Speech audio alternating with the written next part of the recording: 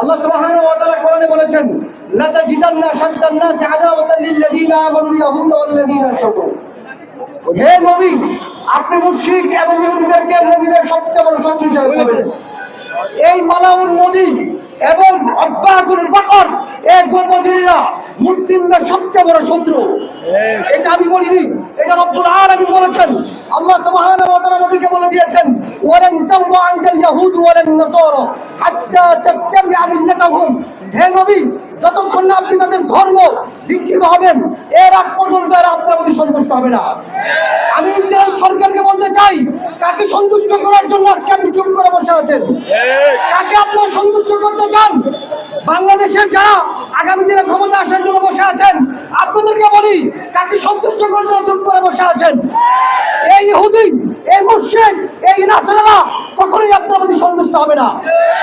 আরে সারা বিশ্বের সবচেয়ে প্রিয় রাসূল মুহাম্মদুর রাসূলুল্লাহ সাল্লাল্লাহু আলাইহি ওয়াসাল্লামের প্রতি এই ইহুদি নাসারা মুশরিকরা সন্তুষ্ট হয়নি, আর আপনার প্রতি সন্তুষ্ট হয়ে যাবে? কাল্লা, কোশ্চিন কাল সন্তুষ্ট হবে না। ইসকন সন্ত্রাসী কর্মকাণ্ড শুরু করেছে 2016 সালে সিলেটে আব্দুর রহমান নামে আমাদের একজন ইমামকে হত্যা করার মাধ্যমে। 2024 সালে আরিফউদ্দিনকে জজ করে সামনে হত্যা করেছে।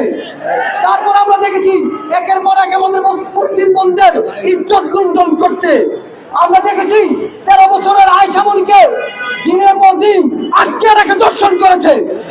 আমরা দেখেছি নিকট অতীতে একজন ইমামকে জোরপূর্বক গাছের সাথে বেঁধে উলঙ্গ করে তাকে পিটানো হয়েছে। আমরা চুপ থাকতে চাই।